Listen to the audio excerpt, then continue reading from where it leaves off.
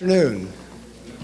It's my pleasure to welcome you to our final public lecture of the academic year as part of the John Marshall International Center for the Study of Statesmanship program. I'm Gary McDowell, co-director with my colleague Terry Price, and we're happy to have you with us today for this lecture that will kick off our faculty conference. This will be the fourth faculty conference that we've held, sponsored by the Thomas W. Smith Foundation. Our conference that begins the next 2 days, runs the next 2 days, is on Adam Smith and the Foundations of Modern Freedom. And we're very pleased to have with us as the keynote speaker tonight and the discussion leader for the conference, Professor Peter McNamara of Utah State University. Peter teaches early modern political thought and American political thought. He has taught, in addition to Utah State, he's been a visitor to Boston College and a visitor at Clemson University. He is the author and project director of many projects. His great book, if I may so call it, is on statesmanship and political economy, Smith, Hamilton, and the Foundations of the Commercial Republic. It's a delight to welcome you to Richmond, and thank you, Peter, for being with us to speak on Adam Smith and human nature.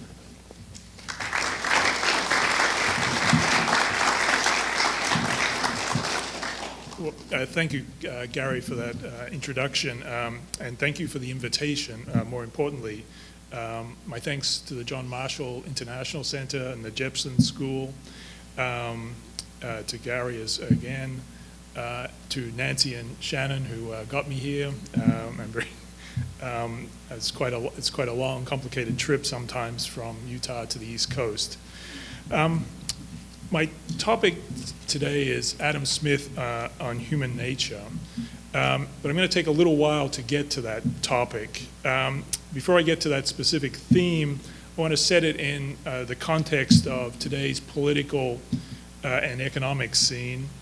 And I also want to talk about the resurgence of interest in Adam Smith that's occurred both in the scholarly community and in the general public in the last 30 years or so. It's very impressive to see a large audience, I think probably when school is out, for a lecture on an academic lecture on Adam Smith. That might be a sign of this resurgence. My discussion of the popular resurgence of interest in Smith ends with a question about Smith, and specifically a question about Smith's idea of human nature. And what I'm going to do is develop that question through a comparison between what I think is probably the most important alternative to Smith's view, namely John Locke's, and then turn to Smith himself. And what I want to talk about when I get to Smith is how his understanding of morality is rooted in human nature.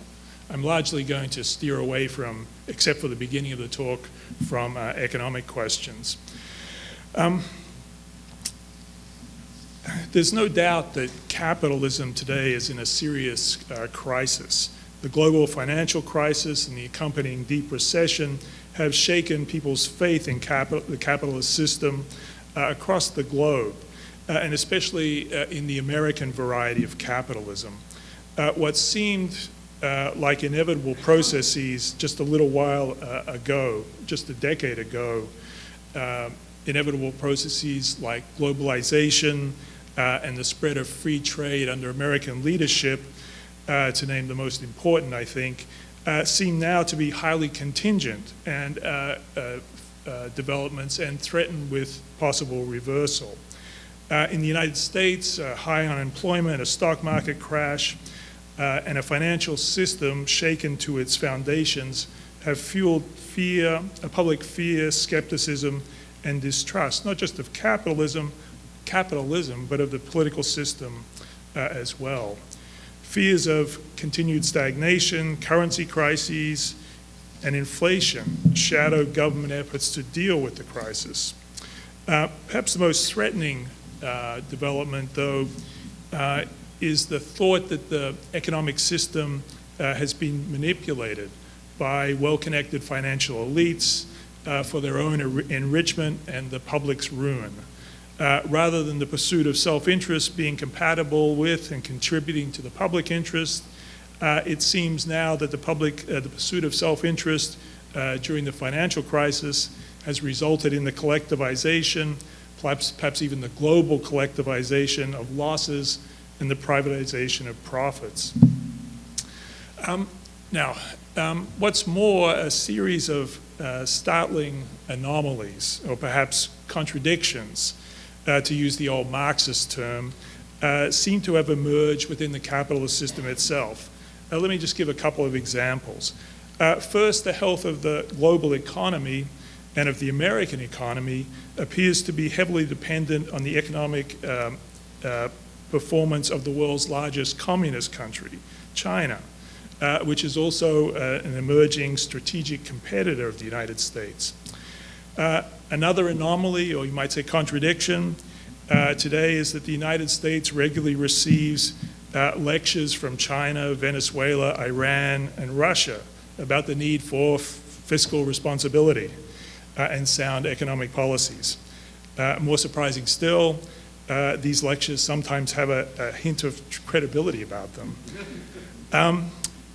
This overall situation reflects, in part, the fact that these highly anti-liberal regimes are able to prosper as a result of their trade with liberal regimes, but without liberalizing themselves.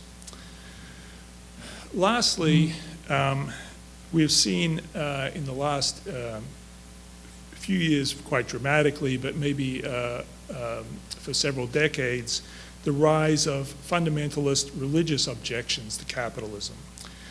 Little noticed in President Ahmadinejad's frequent speeches to the President of Iran's frequent speeches before the United Nations, there's almost always a critique of capitalism, not just of American capitalism, but of capitalism as an economic system in general.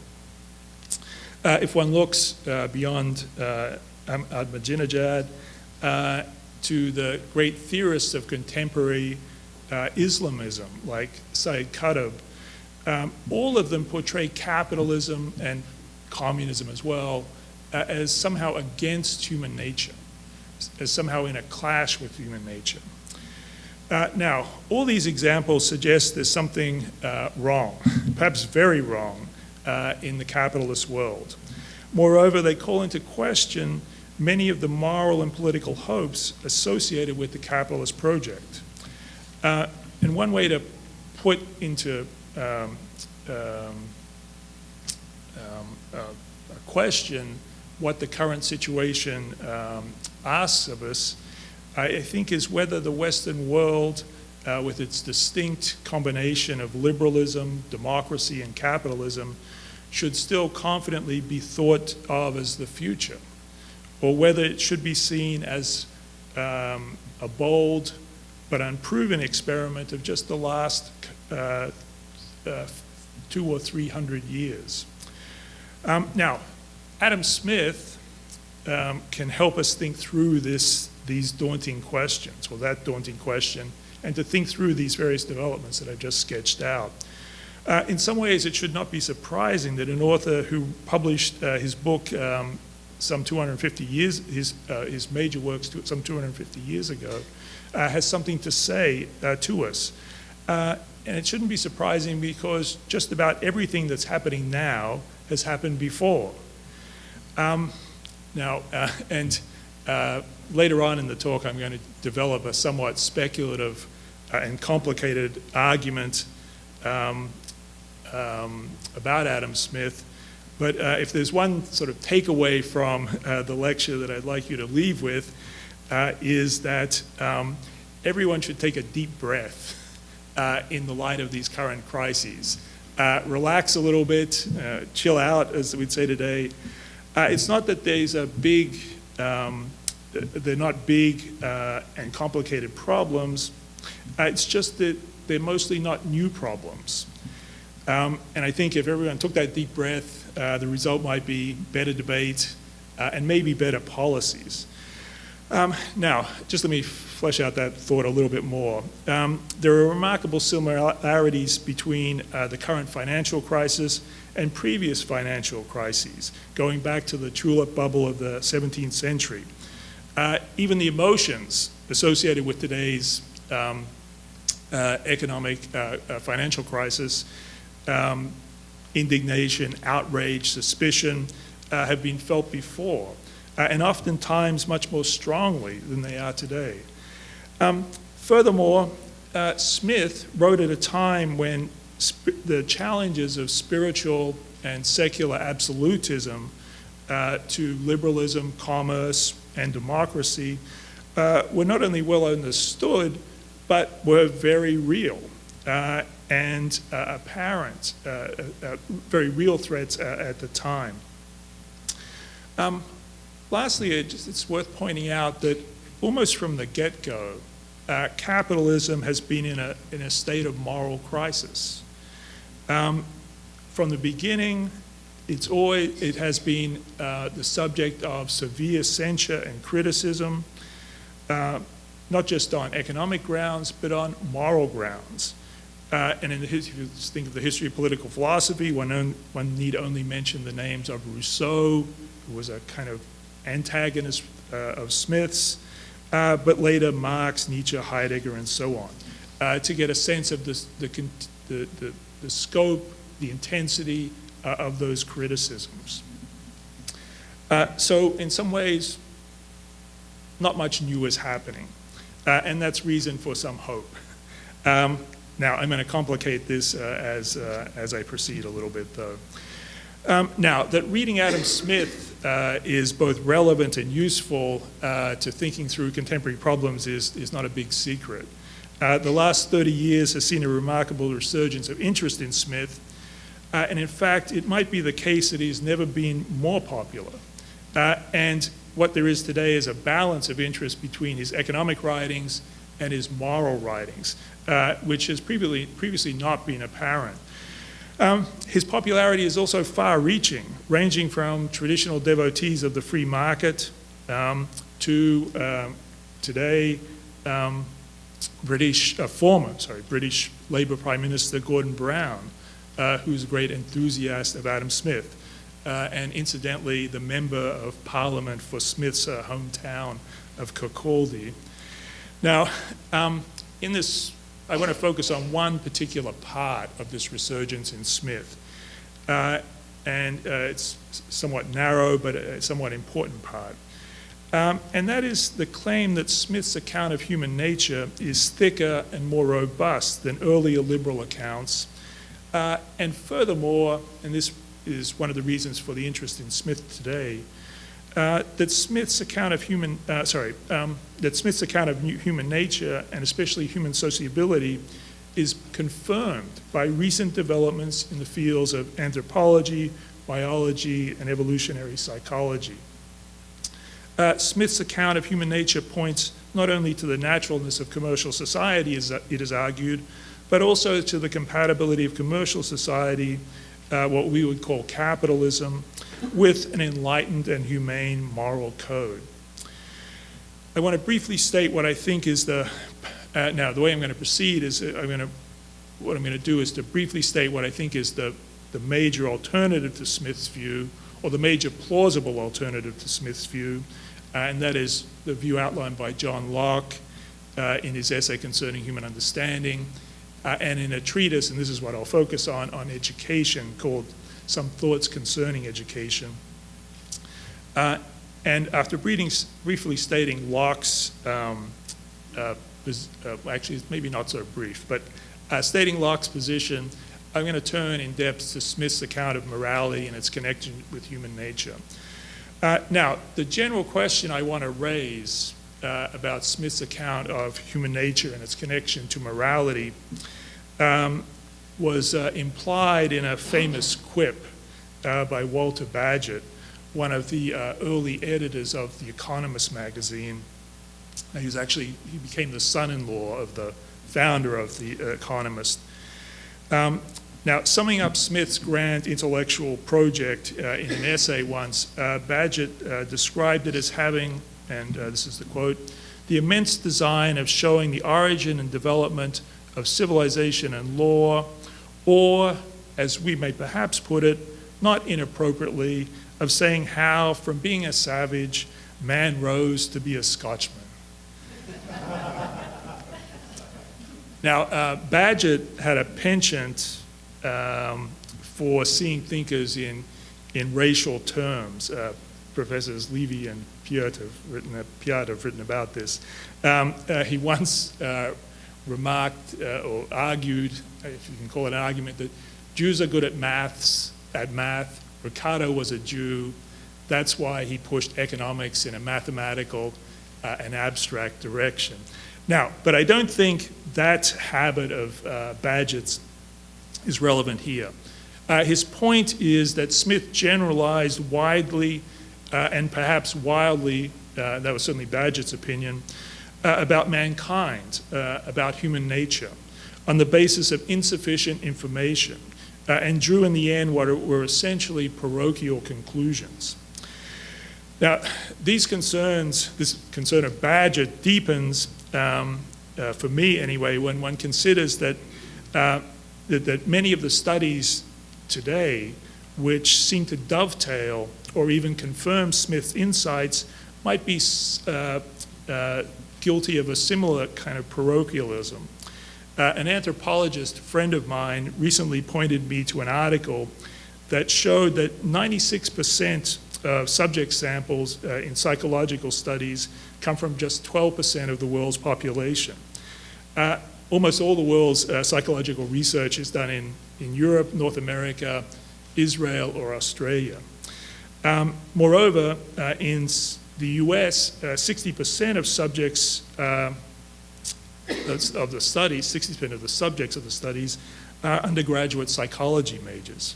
And a full 80% of subjects in other countries are psychology majors. So there you have it. American psych professors studying American psych majors in order to understand universal truths about human nature. Now, and you could make similar criticisms of some studies in economics and sociology and some in anthropology as well. The same article claimed that when samples were expanded, they showed substantial differences between the way Eastern and Western, rich and poor, modern and tribal societies think about basic values, and even about how they experience the physical world as well. Okay, so that's the question about Smith's account of human nature that I'm going to start to develop. And as I said, I'm going to look a bit at Locke and then at Smith. So let us start with Locke and establish a kind of benchmark for our comparison with Smith. Locke's essay concerning human understanding, his most famous philosophical work, is famous for its attack on innate ideas and for its attempt to establish an alternative explanation of how we come to have knowledge of the world. Sometimes accounts of Locke's argument put things in too broad terms. This is one defect of Steven Pinker's best-selling book, The Blank Slate. Locke once did use the term blank slate, but not in the essay. And in that instance, as he does in the essay, he's discussing the human understanding, not human nature as a whole, so something narrower than human nature. Furthermore, with regard to human understanding, Locke's argument is really aimed against the concept that we have innate knowledge, whether that be innate speculative knowledge or innate moral knowledge. With regard to moral knowledge, Locke's key piece of evidence was the enormous diversity of human moral opinions. There just didn't seem to be one opinion that was so widely held that you could call it innate. The human understanding, as he said in the essay, is an empty cabinet that over time and quite rapidly is furnished with ideas that come from experience and reflection. Now, Locke does not deny He denies that there is innate moral knowledge, but he does not deny that there are what he calls innate practical principles. These are our passions. And more or less all human beings have the same set of passions. Our natural dispositions for self-preservation, comfortable living, and in a complicated way for esteem and reputation. There are others as well. Now, these passions lead or result in the fact that most societies that last have a certain order and regularity about them. They have rules, customs that guide the citizens. Now, Locke doesn't deny that, and in a sense, there's an intersection with Smith's views, as we'll see. Now, the psychological analysis that I just went through that's outlined in the essay is really applied in Locke's educational writings, and especially in his treatise, some very influential treatise, Some Thoughts Concerning Education. Now, the treatise was written, the Thoughts Concerning Education was written for the education of a young man. He talks a little bit about women, but mostly about the education of a young man. It's an ideal form of education designed, or it's the educational ideal, designed to teach a young person how to live freely and to rationally pursue happiness. In a moment, I'll contrast this with a passage from Smith's Theory of Moral Sentiments, which is very short but very revealing of the differences between the two men, and gets us to really the heart of the matter, I think, of Smith's views of the connection between human nature and morality. According to Locke, early moral education in the ideal case involves a careful design, these are Locke's words, ordered by the child's parents. Crucial parts of this design necessitate deceiving the child, at least for a time, about the true relationship between morality and nature.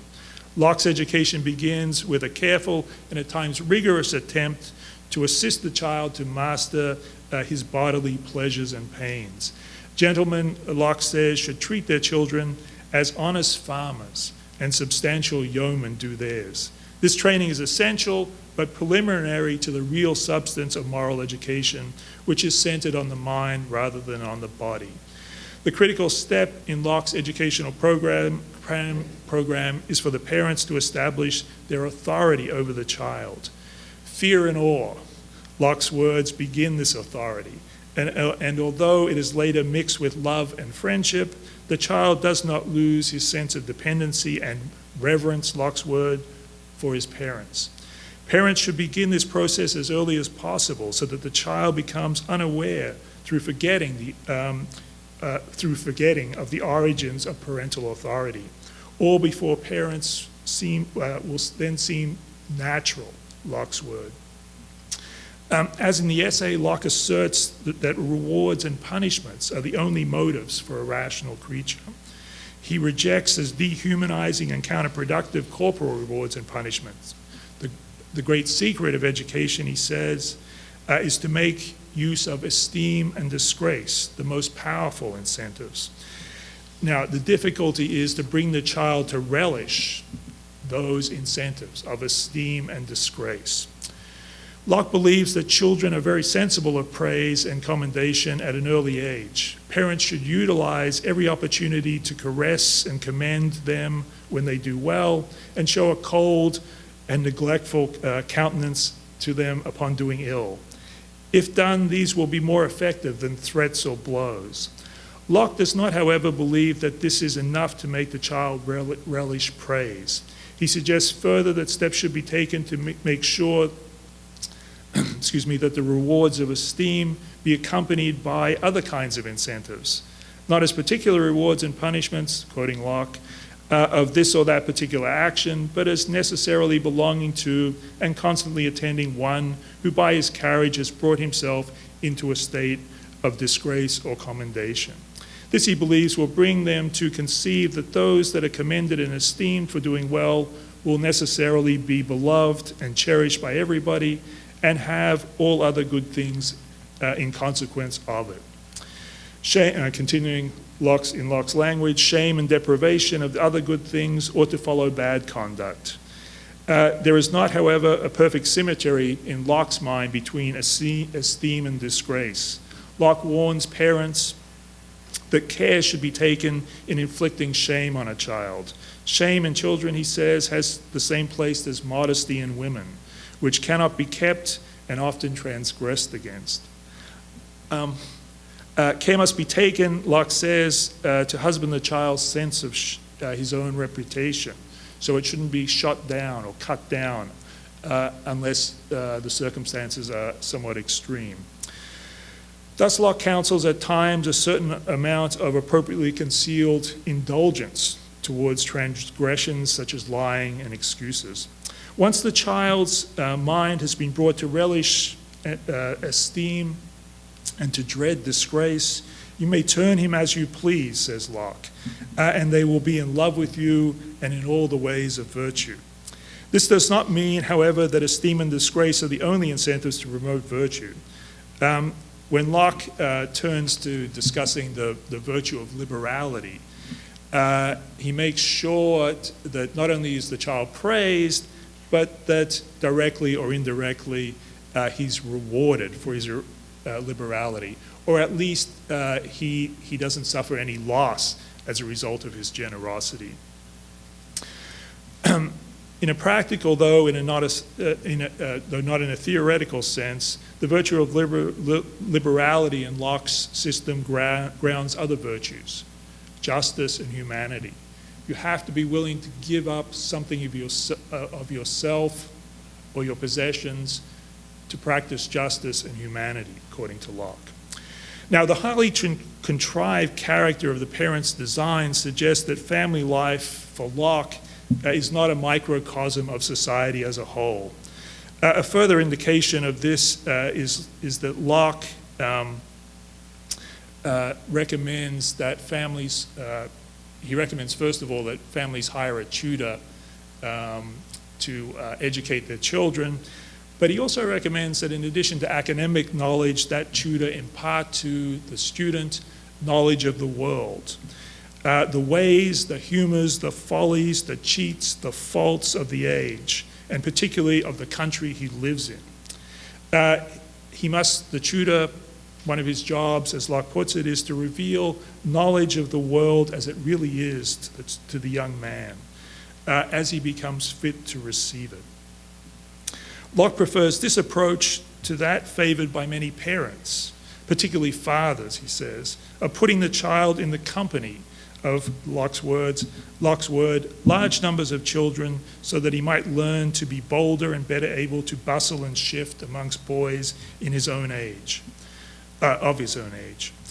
Fathers are tempted, Locke says, to do this or to move in this direction because they see that fortune is often most successfully courted by bold and bustling men.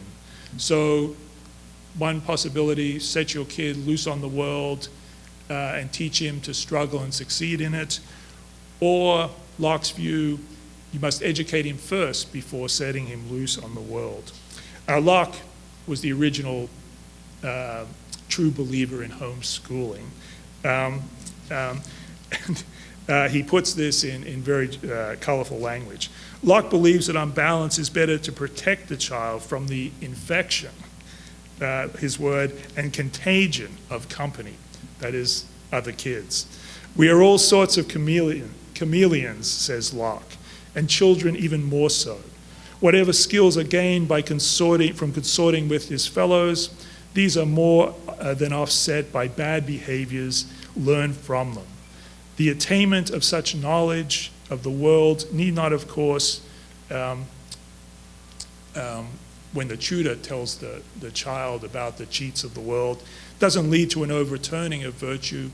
What in Locke's mind it does is to allow the student, or the young man, when he enters the world, to be aware of what's going on there and to be concerned about his reputation and to realize and to recognize pitfalls when he's confronted with them. Now, in the Theory of Moral Sentiments, Smith gives a brief but very revealing account of the education of the young.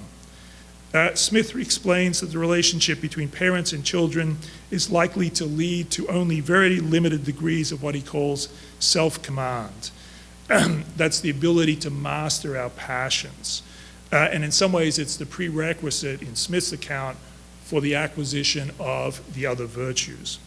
Smith explains, and I quote here, while it, namely the child, remains under the care of such partial protectors, its anger is the first and perhaps the only passion which it is taught to moderate. Smith believes that it is when the child is away from the care of parents and nurses that he enters, quote, the great school of self-command.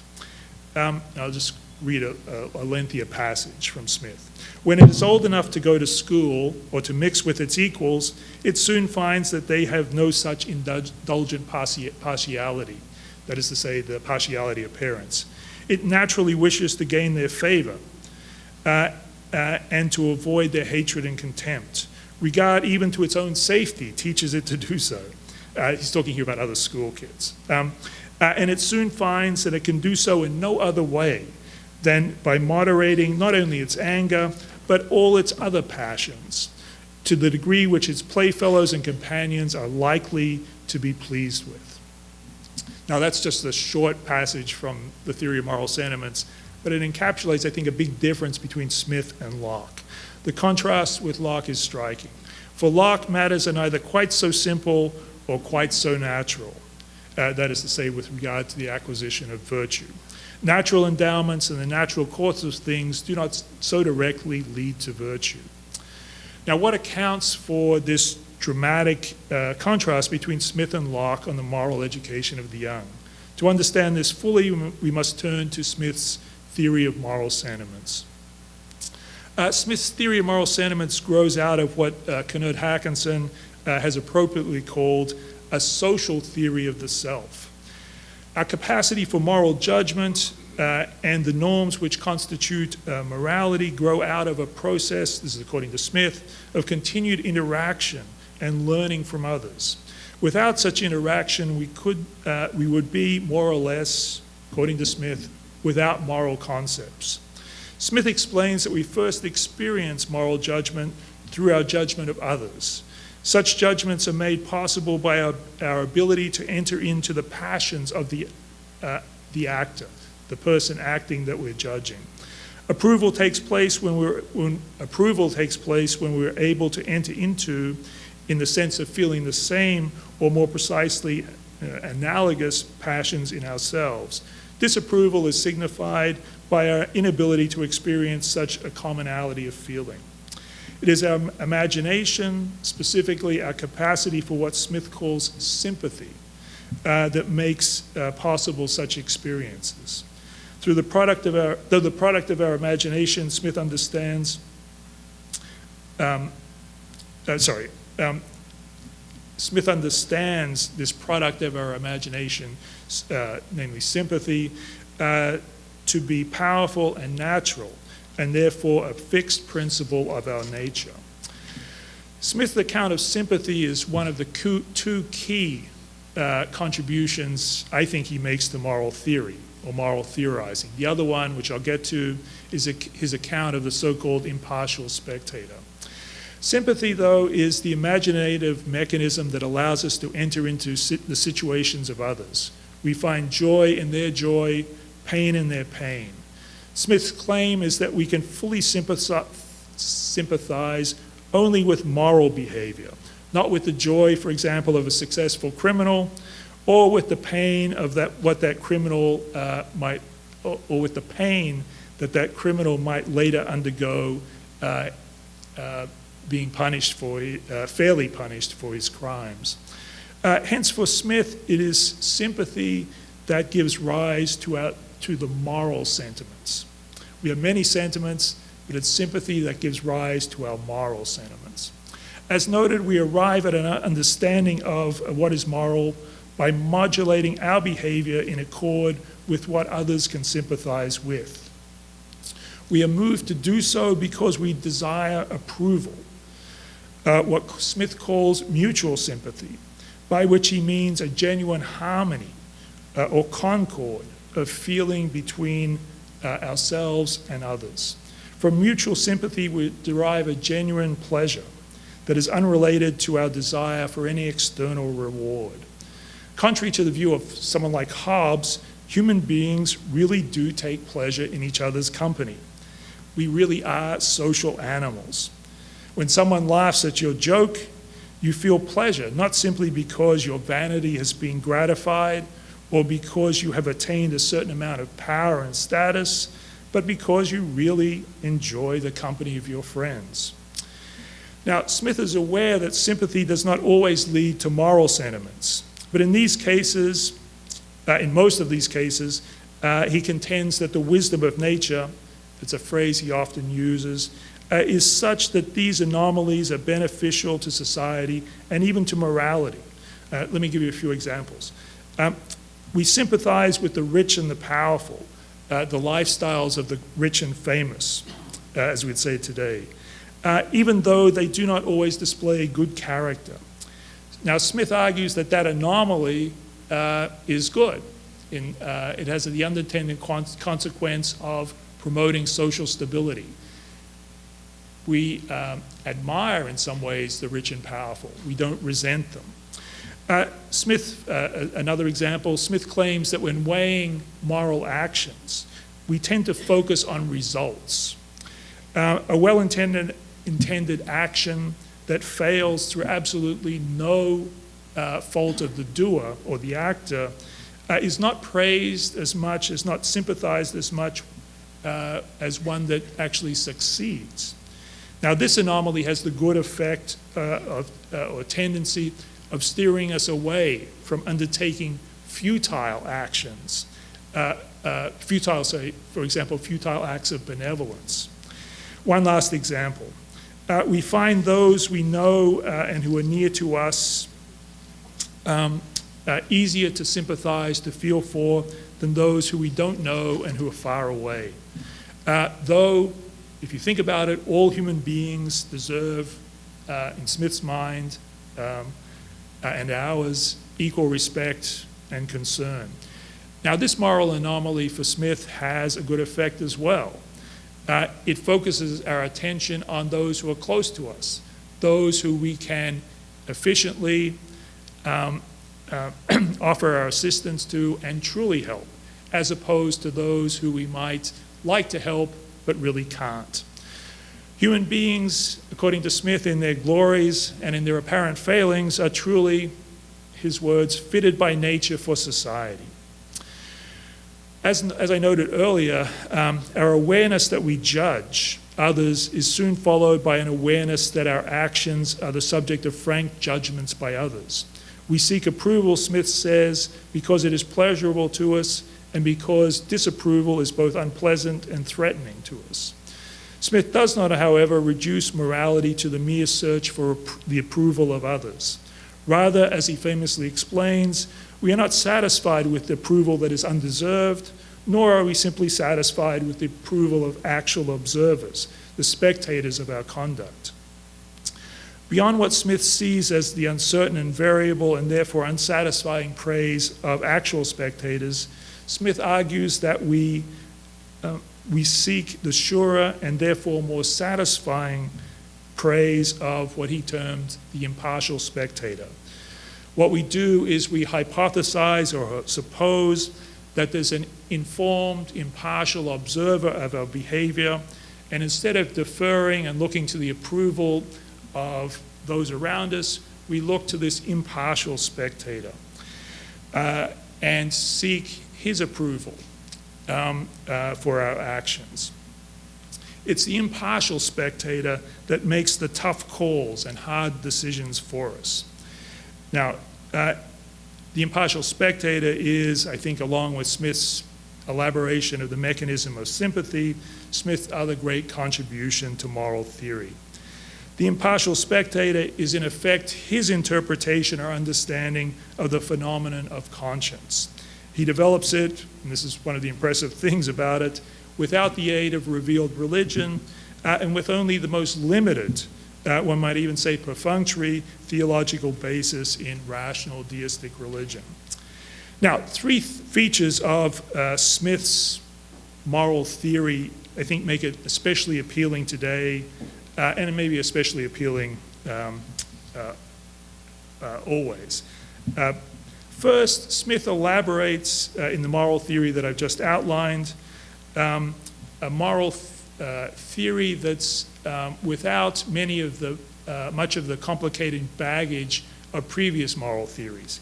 Innate ideas, the idea that somehow within us we have a moral sense comparable to our eyesight or hearing. He elaborates a moral theory that doesn't need a rationally knowable natural law or a divine law. Thus, Smith has much in common with contemporary theorists, theories and research that find the basis of our morality in our emotions, our doing rather than our thinking, a preference which many researchers today argue is the product of our evolutionary history. The first human beings had to act. They didn't have much time to think. That's something that comes much later. Second, this is another reason why I think Smith's theory is appealing. Smith's theory has a flexibility, too, that is both morally and politically appealing. Moral judgment is explained in such a way that when it takes into account the particular circumstances of each case, explained in such a way that it takes into account the particular circumstances of each case, and furthermore, Smith allows room for moral judgment to evolve as society evolves. That's a point I'm going to return to in a second. In both cases, the problems associated with invariable and universalistic moral norms seem to be avoided. Indeed, moral judgment results from an interactive, negotiated process among equal individuals.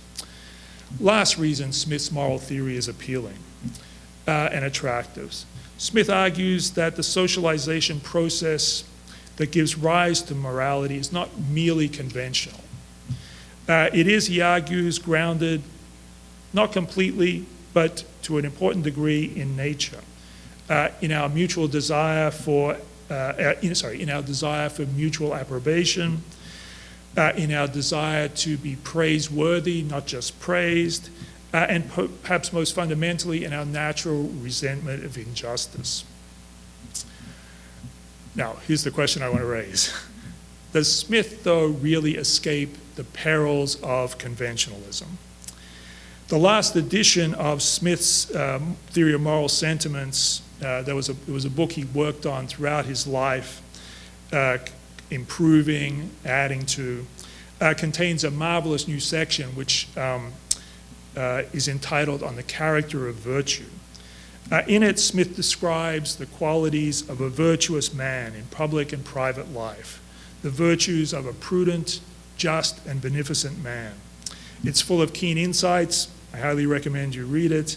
It also points to various pitfalls that human beings fall into: greed, vanity, conceit, and so on. Yet one must ask of Smith, is Smith vulnerable to the same criticism that Hobbes leveled against Aristotle's Nicomachean Ethics, another marvelous portrait of the moral life? Hobbes charged that Aristotle simply identified virtue with what the Greeks praised as virtue. Is Smith's impartial spectator, the touchstone of Smith's morality, the morality for Smith, at the end of the day, simply a sophisticated reflection of the norms of, so to speak, the impartial spectator society or civilization?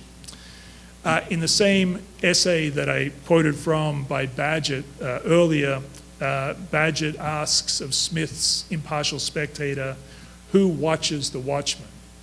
Who's the impartial spectator of the impartial spectator?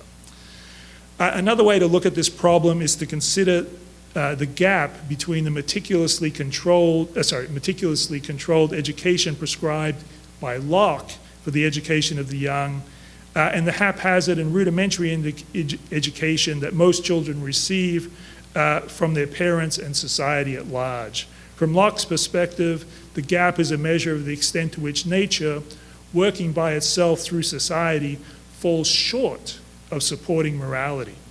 It also illuminates the way in which extreme departures from the morality and justice, such as those that Locke is at pains to highlight in the first book of the essay concerning human understanding, how they might come about. In what I think is the most embarrassed part of the theory of moral sentiments, Smith confronts the problem of seeming departures from ordinary moral norms. Can there, he asked, be a greater barbarity than to hurt a child? Yet Smith had to acknowledge that the practice had been widespread has been widespread, and even in the Western world. Smith attempted to explain such departures as the effect of what he called custom. For example, in the case of the polite and civilized Athenians, that's Smith's description, infanticide was once thought necessary because of conditions of extreme poverty. Smith does not seem to think that it's ever necessary, or was ever necessary even for the Athenians. He explained its continuance, though it was clearly no longer necessary in the civilized nations of the ancient world as the effect of uninterrupted custom. The power of custom, transmitted from generation to generation, was such that even the enlightened of the time did not register an objection. Aristotle talks of it, this is quoting Smith, as what the magistrate on many occasions ought to encourage. The humane Plato is of the same opinion, says Smith, and with all the love of mankind that seems to animate his writings, nowhere remarks of this practice with disapprobation. Now, the question is whether Smith's explanation is adequate, his explanation through custom. Throughout his writings, Smith crucially assumes that the advance of civilization and an advance that he thought was fueled by commerce and science, the spread of commerce and science, he assumed that there's an accompanying advance in moral sensibilities. In particular, the harshness of earlier stages of human existence give way to a more humane moral sensibility. Now, Smith had to explain departures from this, such as the Greek practice of infanticide, in terms of what he called particular usages, by which he meant isolated exceptions that do not affect his general argument. Locke, in contrast, needed to posit no such explanation for dramatic departures from what might seem to be self-evident norms. The busy mind of man, he wrote, is eternally capable of such enormities, and society of sanctioning them. More generally, Locke's account of the origins of virtue in the thoughts and the essay shows the great potential for a conflict between the good of the individual, his capacity to live a rational and virtuous life, and the needs and wants of society. Okay, let me draw out a few conclusions from this and questions from this comparison, and then I'll stop. First, and just briefly, political theorists should not leave, political philosophers should not leave the debate about human nature to science and social scientists. Political philosophy still has a role to play, I think, and by raising questions along the lines of the ones that I've just raised about whether conventionalism, even of a sort that's rooted in nature like Smith's, is satisfying to human beings. But let me sort of point to a couple more practical implications. In terms of the disagreement between Locke and Smith, my hunch is that the truth lies somewhere in between the two positions. Human beings are more sociable than Locke allowed, and this sociability contributes to the development of their moral faculties, more so than he thought. However, the contribution of sociability to morality is less than Smith supposed, and natural social dispositions are more rudimentary and less easily directed towards the support of freedom and humanity than he thought. And progress doesn't contribute as much, perhaps, as he thought. Now, this hunch leads me to two more thoughts. In terms of the social implications, my hunch would lead to the conclusion that nature needs the support of education and more generally of culture more than Smith thought. Let me just give you an example. There's considerable agreement there's considerable agreement among conservatives, let me put it that way, that the Cultural Revolution of the 1960s combined with the Great Society's social programs had many harmful effects on American society. Since the 1980s, and especially with the welfare reforms of the 1990s, there's been a concerted effort to remove the perverse incentives that the Great Society programs introduced.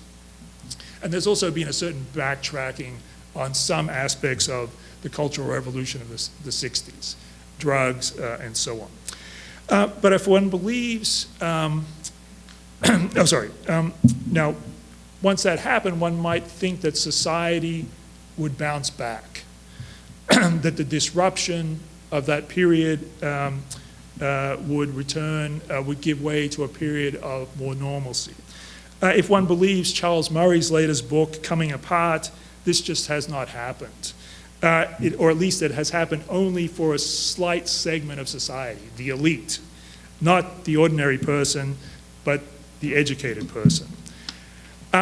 Lastly, at the international level, if the links between human nature, commercial and scientific progress, and liberty and humanity are not as tight as Smith imagined, then we might expect the obstacles to the spread of the kind of politics, economics, and morality that he championed to be so much the greater, and the obstacles so much the greater. We perhaps ought not to discount the possibility of hybrid regimes that combine, however incongruously, commerce and science and highly illiberal ideas. Human nature may yet have some unpleasant surprises still in store for us. Thank you.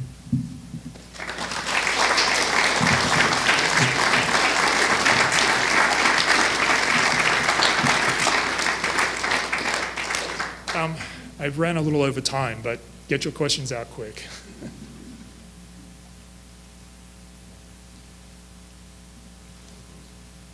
No one can disagree with you about a bomb and burst, boom and burst. But can you recall or can you know anything in the past history, several hundred years, where the government has given the people money to buy things, hoping that it would solve the problem of people not buying things?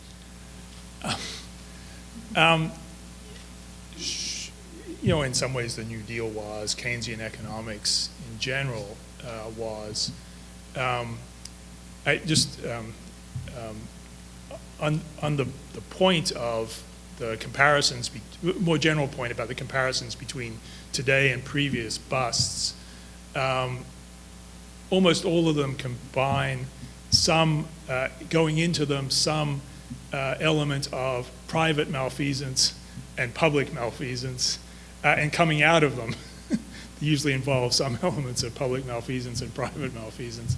But I think the idea of stimulating demand has been around at least for since Keynes.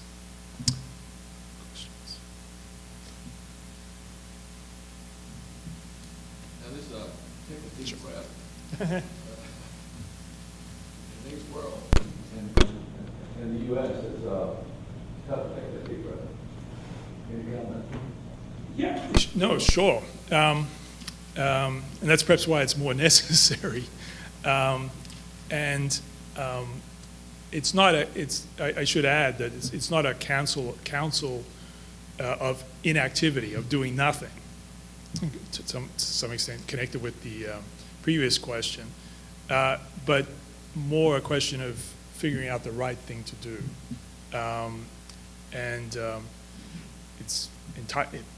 It actually is my view that when the market crashed and there was in particular the financial crisis, there was a need for government to do something. whether it's the so-called TARP was the right thing to do, whether it's been implemented properly, those are questions. But I think the deep breath is a good idea.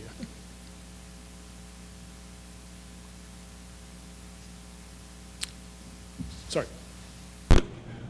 Is there a connection between morality and religion in a country? Our country has morality, it has religion. Yeah.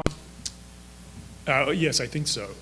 And in terms of one thing that philosophy, political philosophy, might bring to the discussion of human nature that's going on today is an understanding of the role that religion plays and has played in shaping moral sentiments.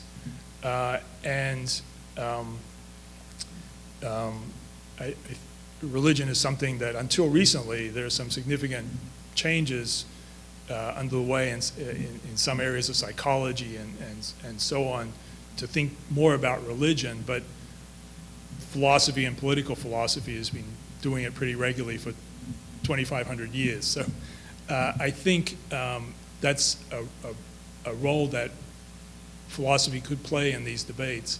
And in particular, the way in which ideas about God organize, structure our moral sentiments. I think that's a really crucial thing that needs to be explored further. Well, it's interesting. The last 24 hours, all of us have seen where on one side of the gay marriage issue, there is a strong moral imperative for civil rights and respect. And on the other side, religion said, well, it's not the Constitution that we're going by, it's God's law. And that's that, and each side, that's their reality. And there the two shall meet. And that's where we are in our politics today. There's a psychologist, Jonathan Haidt, H-A-I-D-T, who's written quite a bit in the last few years about this particular subject, and it's connected with the notion of religion shaping our moral sentiments. One of the things that he's found, these are the good psychological studies, not the ones I was referring to in the talk, that if you study liberals and conservatives, each of them has, each group have moral stands.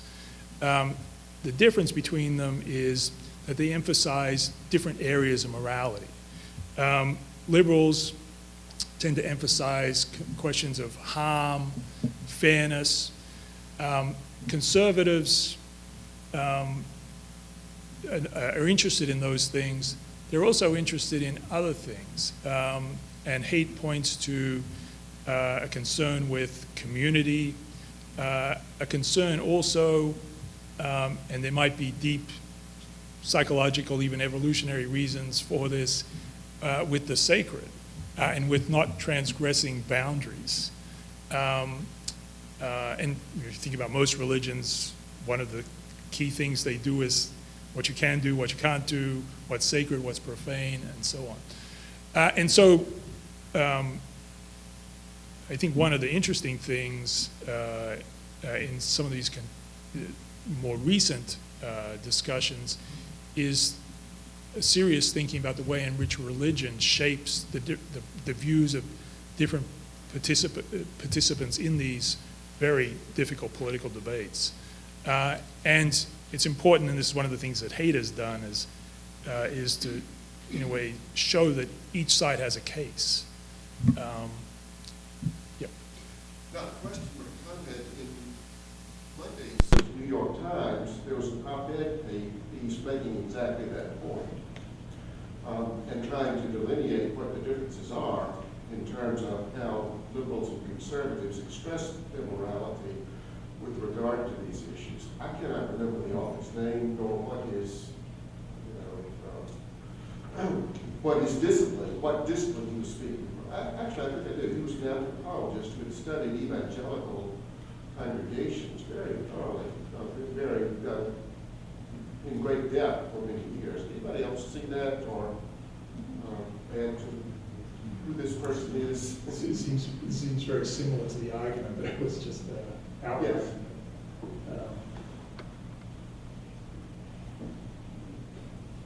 Sorry. That's okay. I think it's a great question to ask whether Smith's theory is parochial or not. And even if it were the case that it only applies to, say, 1 billion people in Western Europe and the United States, that would still be a pretty remarkable achievement. But the work that you cited about modern experiments, I wonder if you might go a little bit further there, because it would seem that the discovery of the mirror neuron in the brain, as well as the moral molecule oxytocin, would seem to suggest that if humans are about 99.9% all the same DNA around the world, that these kinds of processes in the brain are going to be shared among the world. And these processes are said to pretty much support Smith's theory of moral sentiments. Yeah, I think that's true. I'd say sort of two things about it. One is in debating between Smith and Locke, I think you have to say that Locke really underestimated the extent to which we're sociable, connected to others, desire, kind of fellow feeling. But somewhat connected with the previous question, we might be 99% or 99.9% the same, but that still leaves a lot to fight about and to argue about. Another way to look at this is that we all share very similar DNA. We all need food, shelter, clothing. We all have to organize family life somehow. Those are all givens. Those are all oughts you can derive from the is of human nature. But that still leaves, just going back to the gay marriage sort of issue, plenty for us to fight about. And in addition to fighting over land and so on, human beings have found plenty of reasons to fight about glory and honor and things like that. So sometimes those that kind of data is a bit misleading, I think. There's still plenty of scope for conflict. Go ahead. I've been puzzled from the beginning as to why human nature, understanding human nature, is so important.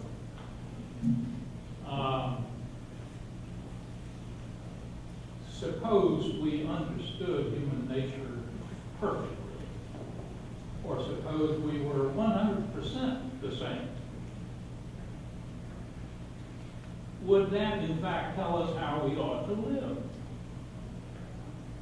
And you just then, in your comments, said that we can derive the ought from the is. And, I've always been taught that was a logical fallacy. So, why is it so important to know what human nature is?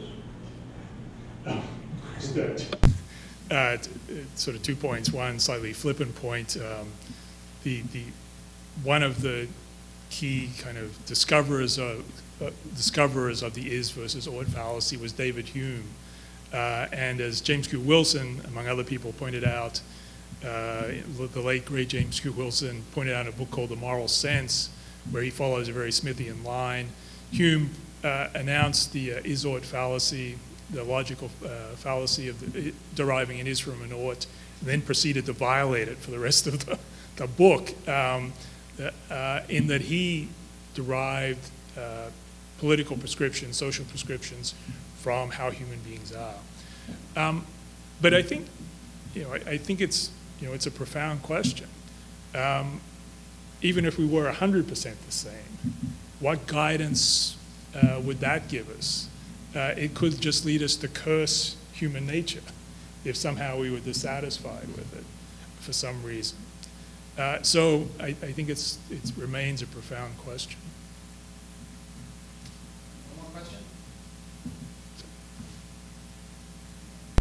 The question of whether Smith is trapped in customary equilibrium, I think is a really important question, because that's precisely, as you pointed out, the devastating criticisms he makes of Plato and Aristotle.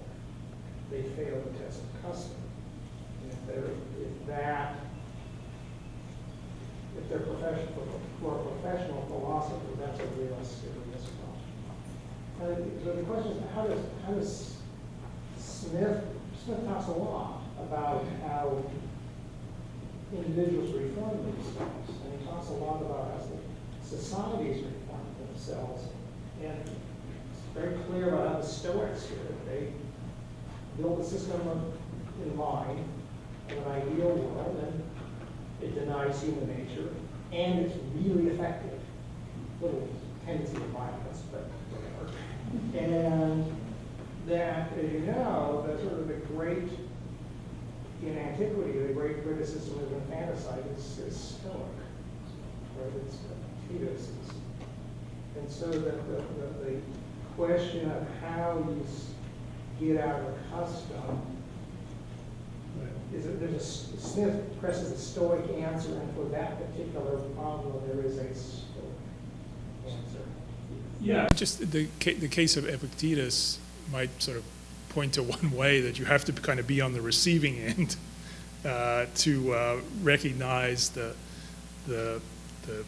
quirks, the unenlightened aspects of your own society. But I don't know how you can kind of institutionalize that or theorize that. To take that kind of outside. Smith thought he was doing that. Plato and Aristotle thought they were doing that. So it's a very difficult position to obtain or to put oneself in.